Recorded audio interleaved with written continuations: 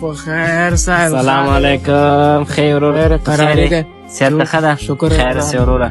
سال جانه په خیر راغلی، په خیر مې ولیدلې. مننه وروره، خیر اوسې. بس ده نو وروره څومره مسافري وکړو، ټول عمر مې پاکستان کې تېر کړ او موږ ټول فامیلي راغلي یاستو. مالکه زما کور خوښې کې چې زه پکې کور راوړم.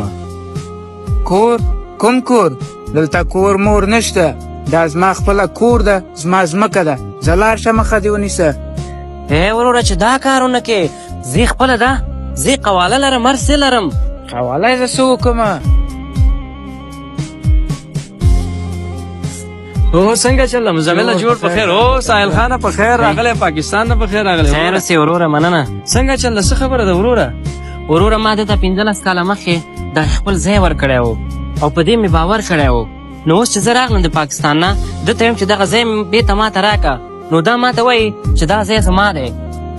ګوره مزمل وروره، په دې باندې ټول کلی خبر دی چې دا کور د ساحل دی او باید مهاجرین چې له پاکستان څخه راځي موږ ورته کورونه ښه په خوشحالۍ سره ورکړو. ښه به دا وي چې ته ورته کور خوشې کړې او تا چې کوم اسنادونه جوړ کړي هغه باندې ټول کلی هم خبر دی چې دا جعلي اسنادونه دي. زه کور ته ځمه، مشوره کوم، بیا خبرې کوو. وروره دا کور دې نو ده ته ولې سپارلی و؟ هغه ځکه چې په بل چا مې باور نه و او دا خو مې خپلوانو که نه. وروره که په خپلوانو کې وفا وای نو یوسف علیه السلام به د مصر په بازار کې نه خرڅېده. ګوره ټول خپلوان هم خو داسې نه وي که نه.